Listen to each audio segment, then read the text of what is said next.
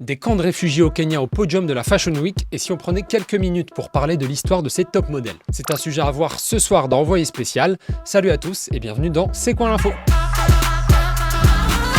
Sur les terrains vagues, dans la poussière, elle défile avec un espoir, les podiums. Ça se passe dans le camp de Kakuma au Kenya. Le Kenya, c'est ici, en Afrique de l'Est. Des jeunes de ce camp-là, celui de Kakuma particulièrement, se retrouvent dans le mannequinat. Dans ce camp, 200 000 personnes vivent dans des conditions très dures.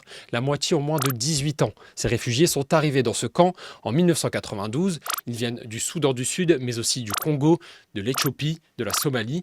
Tous ont fui la guerre, mais vivent aujourd'hui dans la misère, avec un rêve pour certains, le mannequinat dans les grandes villes. Billy Nimabil, 23 ans, a réalisé ce rêve. Elle vient du camp de Kakuma et est aujourd'hui mannequin pour les plus grands créateurs à Paris. C'est un rêve. C'est très beau. L'endroit le plus connu du monde. Je suis une vraie Parisienne maintenant. Les jeunes se raccrochent à ces belles histoires pour rêver. L'objectif, c'est devenir mannequin. Au sein même de leur camp, certaines filles se font déjà arnaquer. Des gens nous disent « Envoie-moi de l'argent, je vais te trouver une agence et te faire quitter le camp. Et ensuite, tu ne les revois jamais. Ils disparaissent. » Je leur ai envoyé 12 € et après, ils ont bloqué mon numéro. Un rêve qui parfois échoue. Nia Balang y a cru. Elle a été repérée dans le camp de Kakuma. Balmain, Valentino, elle a fait ses castings dans les grandes villes de la mode. Mon père voulait me ramener au Soudan du Sud pour me marier de force. Le mannequinat était le seul moyen d'y échapper. Mais ce rêve a tourné court. Comme elle n'a pas décroché de contrat, on lui dit qu'elle doit partir 15 jours seulement après son arrivée. Son agente lui aura alors confisqué son passeport et son téléphone. Pire encore, ses agents lui demandent de payer 2 800 € pour rembourser ses billets et son hébergement. Elle n'a pas de quoi rembourser la somme. Un retour et un échec dur à encaisser pour la jeune femme.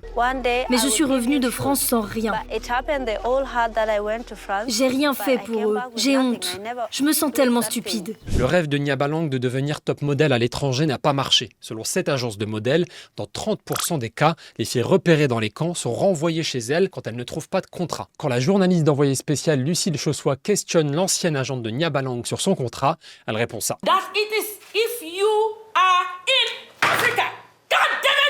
Mais ça, c'est un contrat qui vaut pour l'Afrique. Je savais que vous veniez pour ça. Vous cherchez la merde. Calmez-vous, j'essaie juste de vous poser des questions. Si j'ai 10 mannequins qui viennent du camp de Kakuma et seulement 2 qui ont échoué, ça veut dire que j'ai 80% de réussite. Et pour moi, ça, c'est un succès.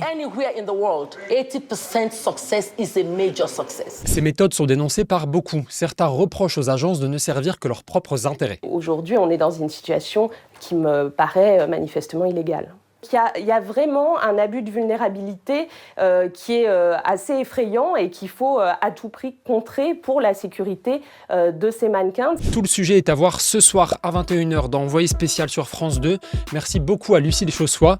On se retrouve aussi demain, nous, pour un nouveau C'est quoi l'info. Et d'ici là, on est sur les réseaux. Salut, salut!